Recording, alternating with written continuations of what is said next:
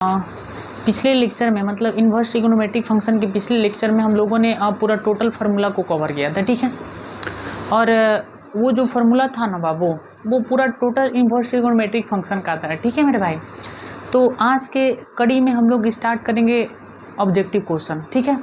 तो देखते हैं क्वेश्चन नंबर 1 को, ठीक है। देखिएगा क्वेश्चन नंबर 1 है, कह रहे कि साइन इन्वर्स 1/x होगा। तो मैंने आप लोगों को प्रॉपर्टीज बताया था कि साइन इन्वर्स 1/x जो होता है वो कोसेक इन्वर्स x के बराबर होता है। तो ऑप्शन क्या हो जाएगा बी। अगर आपके पास में कोसेक इन्वर्स है, कोसेक इन्वर्स 1/x आ जाएगा तो ये किसके बराबर हो जाएगा, साइन इन्वर्स x के, ठीक है मेरे भाई।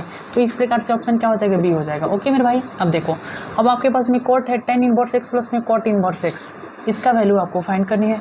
तो यहाँ पे कोट हो जाएगा, आपको पता है कि tan इन्वर्स x प्लस में कोट इन्वर्स x, इसका वैल्यू क्या होता है, π/2 होता है। अब आप ही समझो कि यहाँ पे कोट π/2, कोट π/2 का मतलब कोट 90 डिग्री, कोट 90 डिग्री का मान कितना होता है मेरे भाई, कोट 90 डिग्री का मान कितना होता है, 0 होता है। कितना होता है, 0, यानी ऑप्शन क्या हो जाएगा, ए हो जाएगा, ठीक है। अब देखो, अब यहाँ पे आपको पता है, ये भी प्रॉपर्टीज मैंने बताया है आपको कि tan inverse -x, tan inverse -x, तो tan इन्वर्स -x जो होता है वो किसके इक्वल होता है, -tan इन्वर्स x के इक्वल होता है, -tan इन्वर्स x के इक्वल होता है। देखो बाबू, फार्मूला आप लोगों का जितना भी है ना, जितना भी मैं पार्ट 1 में आपको जो है फार्मूला बताया हूँ, उसमें से आपको 6-7 को तो पूछा ही जाता है।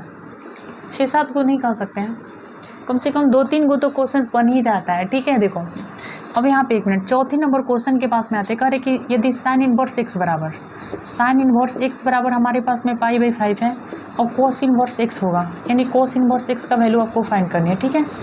अब यहाँ पे 1 मिनट, कोस इन्वर्स x का वैल्यू फाइंड करनी है।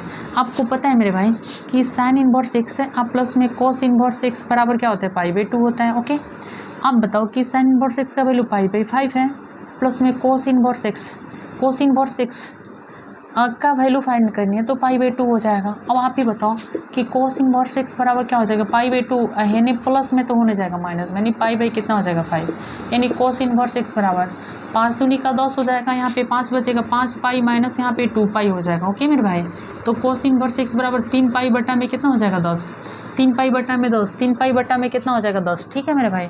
इस प्रकार से 4 गो ऑब्जेक्टिव खत्म हुआ, ठीक है, 4 ऑब्जेक्टिव खत्म। उसके बाद में हम लोग 5वें ऑब्जेक्टिव के पास में आते हैं मेरे भाई। देखिएगा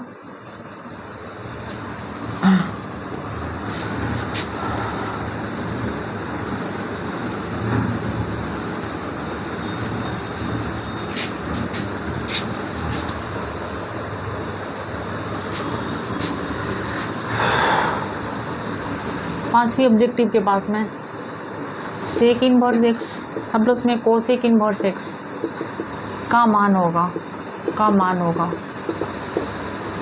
ऑप्शन ए है π/2, ऑप्शन बी है π/4, ऑप्शन सी है 1, ऑप्शन डी है -π/2, ठीक है। अब यहाँ पे 1 मिनट सुनिएगा। उसके बाद में छठी नंबर क्वेश्चन, फलन f(x) बराबर अंडर यहाँ पे साइन इन्वर्स x का प्रांत होगा, प्रांत होगा, ठीक है। ऑप्शन ए है 0,1 बंद अंतराल में, option B -1,1, option C -1,0, option D NONA none, ठीक है।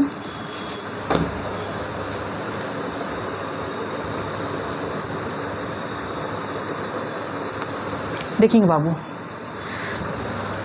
घबराना नहीं है बहुत, अभी तो मतलब पार्ट 1 में पार्ट 2 में अभी तो आप लोगों को आसानी क्वेश्चन मिलेगा, लेवल देंगे आपको पता है ना। देखिएगा अब आपको पता है कि सेक इन्वर्स x प्लस में कोसेक इन्वर्स x, इसका वैल्यू क्या होता है, π/2 के बराबर होता है, इसमें घबराने की कोई बात नहीं है। अब देखो बोला कि f(x) बराबर आपके पास में अंडर रूट में साइन इन्वर्स x का प्रांत होगा, ठीक है। देखो बहुत बढ़िया क्वेश्चन है ये, ट्रिपल स्टार मार लीजिएगा आप। अब यहाँ पे देखना, आपको पता है कि साइन इन्वर्स का न्यूनतम मान, न्यूनतम मान कितना होता है, -1 होता है, ठीक है। जबकि साइन इन्वर्स का अधिकतम मान कितना होता है मेरे भाई, अधिकतम मान जो होता है कितना होता है, 1 होता है, ठीक है। तो एक बात बताना, अब यहाँ पे 1 मिनट सुनिएगा, तो न्यूनतम मान 1 होता है जबकि अधिकतम मान 1 होता है, तो आप बताओ कि -1 से कितना 1 होता है, ठीक है। तो आपके पास में ऑप्शन क्या हो जाएगा, बी हो जाएगा, ठीक है मेरे भाई, कोई दिक्कत तो नहीं होगा। क्वेश्चन नंबर 7 के पास में आते हैं, क्वेश्चन नंबर 7 के पास में आते हैं हम लोग। देखिएगा क्वेश्चन नंबर 7 हम लोगों के पास में है,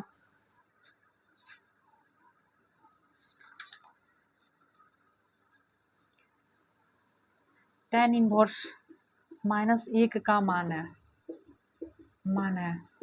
option A π/4, option B -π/2, option C 5π/4, option D -π/4 है। ठीक है, देखिएगा मेरे भाई, देखो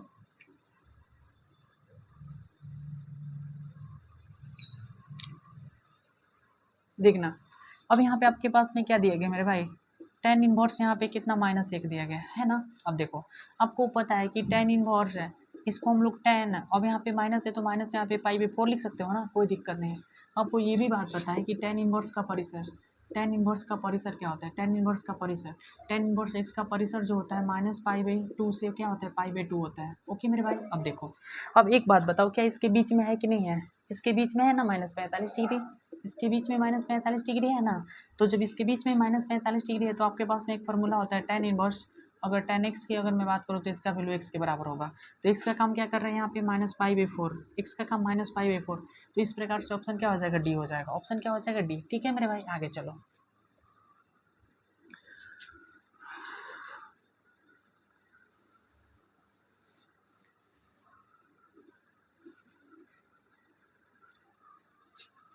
आठवीं नंबर के पास में आते हैं।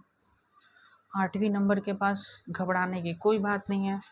आठवीं के पास में आएंगे हम लोग, कोस इनवर्स 4x³ माइनस यहाँ पे 3x का सरलतम रूप होगा। ऑप्शन ए है 3 sin inverse x, option B है 3 cos inverse x, option C है π-3 sin inverse x, option D है A0 इनमें से कोई नहीं। ठीक है मेरे भाई, देखो बहुत ही बढ़िया क्वेश्चन है जी, बहुत बढ़िया क्वेश्चन है, बहुत बढ़िया। अब देखो, अब यहाँ पे देखने वाली बात यहाँ पे है मेरे भाई, अब यहाँ पे देख रहे हो कि कोस इनवर्स यहाँ पे क्या है, 4x³ माइनस यहाँ पे 3x है, कोई दिक्कत नहीं, सरलतम का मतलब छोटा रूप होता है। आपको पता है कि कोस 3 थीटा का फॉर्मूला जो होता है 4 cos क्यू थीटा और माइनस में यहाँ पे 3 cos थीटा होता है ना मेरे भाई। तो आप बताओ कि अगर x के जगह पे अगर मैं cos थीटा रख दूँ तो ये cos 3 थीटा का फॉर्मूला हो जाएगा। तो यहाँ पे माना x बराबर क्या हो जाएगा, cos थीटा। ठीक है मेरे भाई, तो थीटा का वैल्यू निकालोगे तो cos इनवर्स x हो जाएगा। ओके, तो यहाँ पे cos इनवर्स यहाँ पे 4 cos Q theta minus 3 cos theta हो जाएगा। ओके, अब आप भी बताओ कि यहाँ पे cos इनवर्स ये 4 cos Q theta minus 3 cos theta ये किसका फॉर्मूला है, cos 3 थीटा का है। किसका फॉर्मूला, cos 3 थीटा का है ना। तो अब एक बात बताओ कि यहाँ पे आपके पास में cos 3 थीटा हो जाएगा। ये भी बात आपको पता है कि cos इनवर्स अगर x हो तो उसका वैल्यू किसके बराबर होगा, x के बराबर होगा। तो एक बात मेरे को थोड़ा सा आप बताओ कि इसमें x का काम क्या कर रहा है मेरे भाई, x का काम 3 थीटा कर रहा है, तो यहाँ पे 3 थीटा हो जाएगा। अब आप ही बताओ कि 3 या थीटा के जगह पे कितना हो जाएगा, cos इनवर्स x हो जाएगा, यानी कि 3 cos inverse x, 3 cos inverse x, 3 cos inverse x। आपके पास में ऑप्शन क्या हो जाएगा, इसमें जो है अगर इसको सॉल्व करोगे मेरे भाई तो यहाँ पे sine sec inverse x plus में कोसेक इनवर्स x π/2 होता है। इसका मतलब कि साइन इसका वैल्यू π/2 हो जाएगा ना। तो साइन π/2 का मतलब साइन 90 डिग्री, साइन 90 डिग्री का मान कितना होता है, एक। ऑप्शन क्या हो जाएगा, ए। ठीक है, उसके बाद में आते हैं हम लोग इसके पास में 10 नंबर के पास में। तो यहाँ पे क्या है, कोसेक इनवर्स है माइनस यहाँ पे 2 है ना मेरे भाई, है कि नहीं है।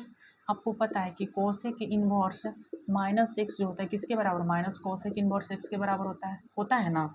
आप ही बताओ, इसका मतलब क्या हो जाएगा, माइनस यहाँ पे कोसेक है इनवर्स यहाँ पे 2 हो जाएगा कि नहीं हो जाएगा।